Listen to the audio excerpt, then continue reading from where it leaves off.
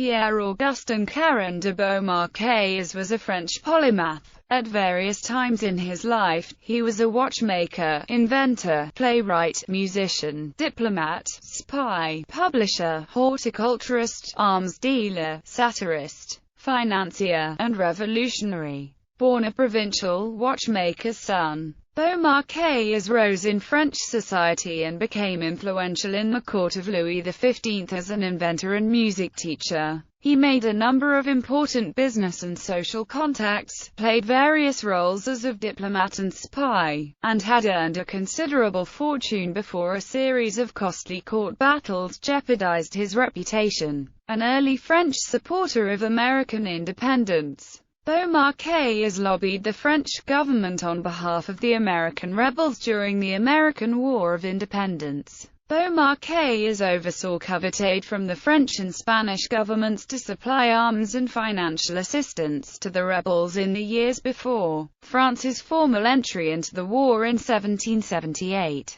He later struggled to recover money he had personally invested in the scheme. Beaumarchais was also a participant in the early stages of the French Revolution. He is probably best known, however, for his theatrical works, especially the three Figaro plays. Early life. Beaumarchais was born Pierre-Augustin Caron in the Rue Saint-Denis, Paris on 24 January 1732. He was the only boy among the 6 surviving children of André Charles Caron, a watchmaker from Meaux. The family had previously been Huguenots, but had converted to Roman Catholicism in the wake of the revocation of the Edict of Nantes and the increased persecution of Protestants that followed. The family was comfortably middle class and Beaumarchais had a peaceful and happy childhood. As the only son, he was spoiled by his parents and sisters. He took an interest in music and played several instruments. Though born a Catholic, Beaumarchais retained a sympathy for Protestants and would campaign throughout his life for their civil rights. From the age of 10, Beaumarchais had some schooling at a country school, where he learned some Latin. 2 years later, Beaumarchais left school at 12 to work as an apprentice under his father and learn the art of watchmaking. He may have used his own experiences during these years as the inspiration for the character of Cherubino when he wrote The Marriage of Figaro. He generally neglected his work, and at one point was evicted by his father, only to be later allowed back after apologizing for his poor behavior. At the time, pocket watches were commonly unreliable for timekeeping and were worn more as fashion accessories. In response to this, Beaumarchais spent nearly a year researching improvements. In July 1753, at the age of 21, he invented an escapement for watches that allowed them to be made substantially more accurate and compact. The first man to take an interest in this new invention was Jean-André Lepaute, the royal clockmaker in France. If there was a clock chiming in the wealthy homes of Paris, you can bet Lepaute built it himself. Lepaute had been a mentor to Beaumarchais after discovering the boy's talent in a chance encounter. He encouraged him as he worked on the new invention, earned his trust, and promptly stole the idea for himself. You can imagine Beaumarchais' surprise when he read in the September issue of Le Mercure de France that M. Lepaute had just invented the most wonderful mechanism for a more portable clock. Beaumarchais was enraged. "C'est normal," said his father, "c'est comme California, it's normal for the upper class to step on those beneath them." Well, Beaumarchais did not want any of that life. He wrote a strongly worded letter to that same newspaper defending the invention as his own and urging the Royal Academy of Sciences to see the proof for themselves. "In the interests of truth and my reputation," he says, "I cannot let such an infidelity go by in silence and must claim as mine the invention of this device." After further examination, the Academy indeed ruled that the mechanism was his and not Lepaute's. The public had just watched this young nobody take down the biggest clockmaker in Europe. Beaumarchais had become a celebrity overnight. One of his greatest feats was a watch mounted on a ring, made for Madame de Pompadour, a mistress of Louis XV. The affair first brought Beaumarchais to national attention and introduced him to the royal court at Versailles. Louis XV was impressed with Beaumarchais's skill and audacity, and hastily hired him as the court's royal watchmaker. Rise to influence. Marriage and new name. In 1755, Beaumarchais met Madeleine Catherine Aubertine, a widow, and married her the following year. She helped Beaumarchais secure a royal office, and he gave up watchmaking. Shortly after his marriage, he adopted the name Pierre Augustin Caron de Beaumarchais, which he derived from Le Bois Marchais, the name of a piece of land belonging to his new wife. He believed the name sounded grander and more aristocratic and adopted at the same time an elaborate coat of arms. His wife died less than a year later, which plunged him into financial problems, and he ran up large debts. Royal patronage. Beaumarchais's problems were eased when he was appointed to teach Louis XV's four daughters the harp. His role soon grew, and he became a musical advisor for the royal family. In 1759, Caron met Joseph Paris Duvernay, an older and wealthy entrepreneur. Beaumarchais assisted him in gaining the king's approval for the new military academy he was building, the École Royale Militaire, and in turn Duvernay promised to help make him rich. The two became very close friends and collaborated on many business ventures. Assisted by Duvernay, Beaumarchais acquired the title of Secretary-Councillor to the king in 1760–61, thereby gaining access to French nobility. This was followed by the purchase in 1763 of a second title, the office of Lieutenant General of Hunting, a position which oversaw the royal parks. Around this time, he became engaged to Pauline Le Breton, who came from a plantation-owning family from Saint-Domingue, but broke it off when he discovered she was not as wealthy as he had been led to believe. Visit to Madrid. In April 1764, Beaumarchais began a 10-month sojourn in Madrid, ostensibly to help his sister, Lisette, who had been abandoned by her fiancé, Clavijo, an official at the Ministry of War. While in Spain, he was mostly concerned with striking business deals for Duvernay. They sought exclusive contracts for the newly acquired Spanish colony of Louisiana and attempted to gain the right to import slaves to the Spanish colonies in the Americas. Beaumarchais went to Madrid with a letter of introduction from the Duc de Choiseul, who was now his political patron, hoping to secure Clavijo's support for his business deals by binding him by marriage. Beaumarchais initially shamed Clavijo into agreeing to marry Lisette, but when further details emerged about Clavijo's conduct, the marriage was called off. Beaumarchais's business deals dragged on, and he spent much of his time soaking up the atmosphere of Spain, which would become a major influence on his later writings. Although he befriended important figures such as the foreign minister Grimaldi, his attempts to secure the contracts for Duvernay eventually came to nothing and he went home in March 1765. Although Beaumarchais returned to France with little profit, he had managed to acquire new experience, musical ideas, and ideas for theatrical characters. Beaumarchais considered turning the affair into a play, but decided to leave it to others, including Goethe, who wrote Clavijo in 1774. Playwright Beaumarchais hoped to be made consul to Spain, but his application was rejected. Instead he concentrated on developing his business affairs and began to show an interest in writing plays. He had already experimented in writing short farces for private audiences, but he now had ambitions to write for the theatre. His name as a writer was established with his first dramatic play, Eugénie, which premiered at the Comédie Française in 1767. This was followed in 1770 by another drama, Les Deux Amis, The Figaro plays Beaumarchais as his Figaro plays a Le Barbier de Sable, Le Mariage de Figaro, and L'Amir Coupable. Figaro and Count Almaviva, the two characters Beaumarchais most likely conceived in his travels in Spain, were the only ones present in all three plays.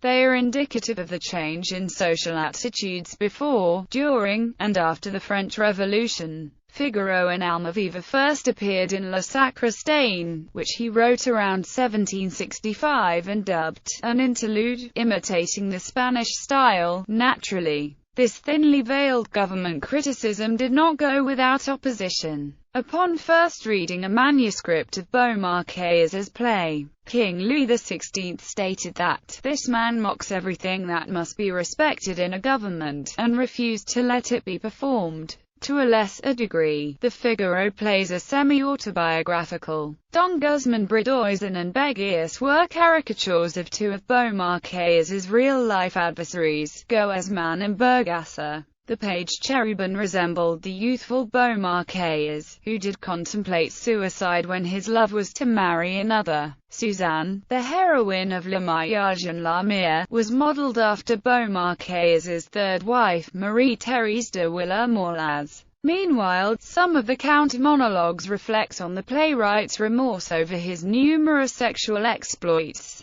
Le Barbier premiered in 1775. Its sequel, Le Mariage, was initially passed by the censor in 1781, but was soon banned from being performed by Louis XVI after a private reading. Queen Marie Antoinette lamented the ban, as did various influential members of her entourage. Nonetheless, the king was unhappy with the play's satire on the aristocracy and overruled the queen's entreaties to allow its performance. Over the next 3 years, Beaumarchais gave many private readings of the play, as well as making revisions to try to pass the censor. The king finally relented and lifted the ban in 1784. The play premiered that year and was enormously popular even with aristocratic audiences. Mozart's opera premiered just 2 years later. Beaumarchais's final play, L'Amir, premiered in 1792 in Paris. In homage to the great French playwright Molière, Beaumarchais is also dubbed L'Amir, the other Tartuffe. All three Figaro plays enjoyed great success, and are still frequently performed today in theatres and opera houses. Court battles. The death of Duvernay on 17 July 1770 triggered a decade of turmoil for Beaumarchais. A few months earlier, the two had signed a statement cancelling all debts that Beaumarchais owed Duvernay, and granting Beaumarchais the modest sum of £15,000. Duvernay's sole heir, Count de la Blache, took Beaumarchais to court, claiming the signed statement was a forgery. Although the 1772 verdict favoured Beaumarchais, it was overturned on appeal the following year by a judge, a magistrate named Goesman, whom Beaumarchais tried in vain to bribe. At the same time, Beaumarchais was also involved in a dispute with the Duc de Chaulnes over the Duke's mistress, which resulted in Beaumarchais being thrown into jail from February to May 1773. La Blache took advantage of Beaumarchais' court absence and persuaded Goesman to order Beaumarchais to repay all his debts to Duvernay, plus interest and all legal expenses. To garner public support, Beaumarchais published a 4-part pamphlet entitled Memoirs contre Goesman. The action made Beaumarchais an instant celebrity, for the public at the time saw Beaumarchais as a champion for social justice and liberty. Goesman countered Beaumarchais's accusations by launching a lawsuit of his own. The verdict was equivocal. On 26 February 1774, both Beaumarchais and Mme. Goesman were sentenced to blame, meaning they were nominally deprived of their civil rights. Naturally, Beaumarchais followed few of the restrictions placed upon him. Magistrate Goesman was removed from his post, At the same time, Goesman's verdict in the La Blache case was overturned. The Goesman case was so sensational that the judges left the courtroom through a back door to avoid the large, angry mob waiting in front of the courthouse. American Revolution. Before France officially entered the war in 1778, Beaumarchais played a major role in delivering French munitions, money and supplies to the American army. In order to secretly funnel aid to the rebels, he helped set up a fictitious business called Rotary Cortez and Company. To restore his civil rights, Beaumarchais pledged his services to Louis XV. He traveled to London, Amsterdam and Vienna on various secret missions. His first mission was to travel to London to destroy a pamphlet, Les Mémoires Secrets d'un Femme Publique, which Louis XV considered a libel of one of his mistresses, Madame du Barry. Beaumarchais was sent to London to persuade the French spy Chevalier d'On to return home. But while there he began gathering information on British politics and society. Britain's colonial situation was deteriorating, and in 1775 fighting broke out between British troops and American rebels. Beaumarchais became a major source of information about the rebellion for the French government and sent a regular stream of reports with exaggerated rumors of the size of the success of the rebel forces blockading Boston. Once back in France, Beaumarchais began work on a new operation. Louis XVI,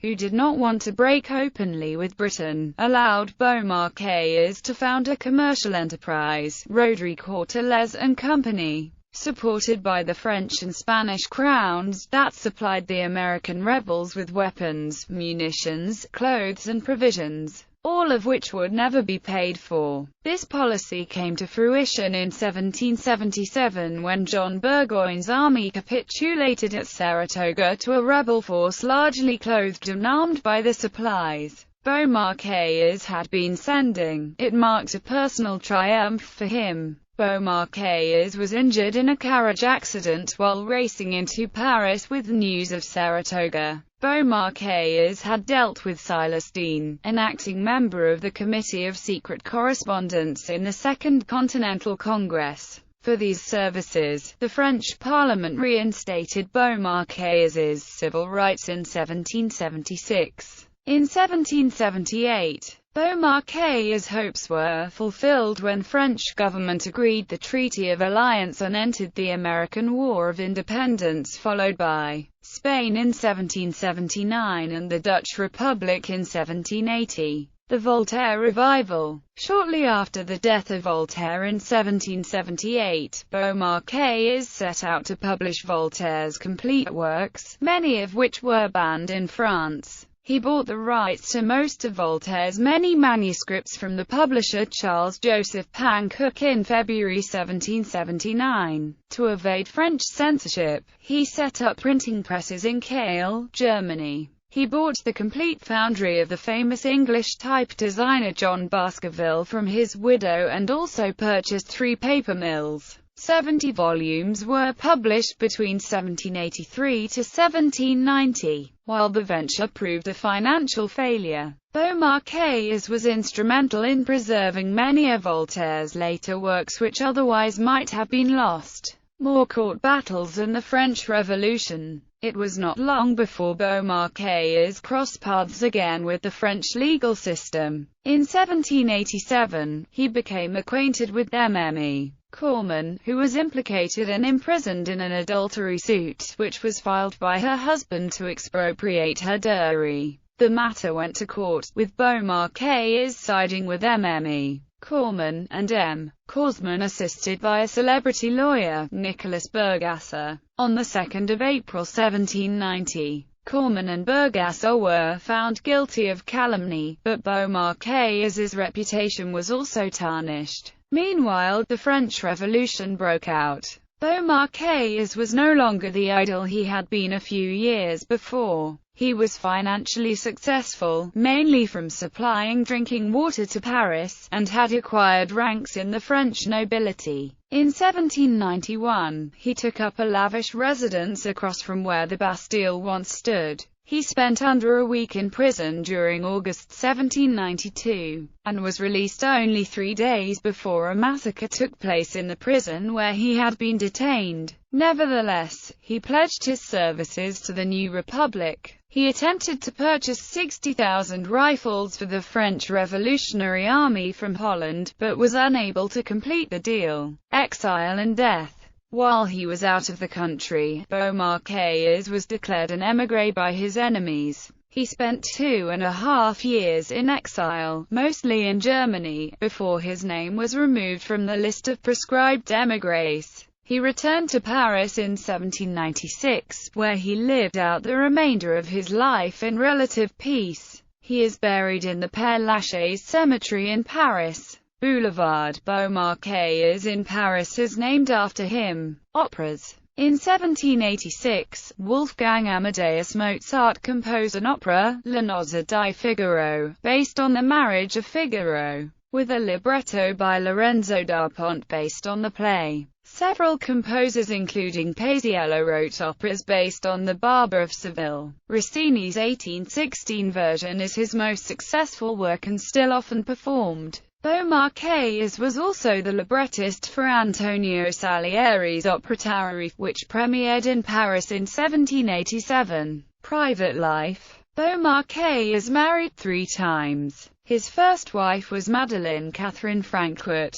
whom he married on the 22nd of November 1756. She died under mysterious circumstances only 10 months later. He married Geneviève Madeleine Lévesque in 1768. Again, the second MME. De Beaumarchais died under mysterious circumstances 2 years later, though most scholars believed she actually suffered from tuberculosis. Before her death in 1770, she bore a son, Augustin, but he died in 1772. Beaumarchais lived with his lover, Marie-Thérèse de Villars-Morlas, for 12 years before she became his third wife in 1786. Together they had a daughter, Eugénie. Beaumarchais was accused by his enemies of poisoning his first 2 wives in order to lay claim to their family inheritance. Beaumarchais, though having no shortage of lovers throughout his life, was known to care deeply for both his family and close friends.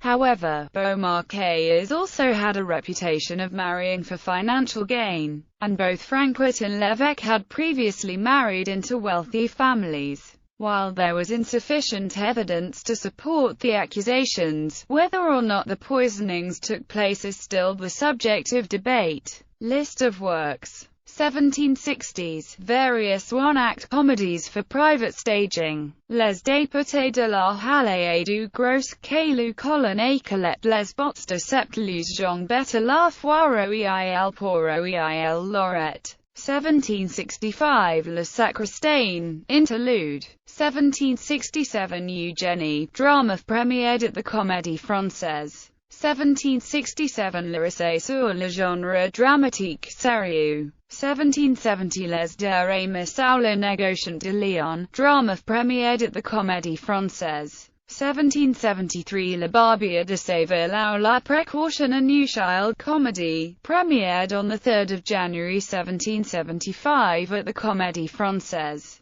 1774, Mémoires contre Goesman. 1775, La lettre modérée sur la chute et la critique du Barbier de Séville. 1778, La folle journée ou le mariage de Figaro, comedy, premiered on 27 April 1784 at the Comédie Française. 1784, Préface du mariage de Figaro. 1787, Tararif, opera with music by Antonio Salieri, premiered at the Opéra de Paris. 1792, L'Ami coupable ou l'After Tartuffe, drama premiered on 26 June at the Théâtre du Marais. 1799, Voltaire Age et Christ, in 2 articles.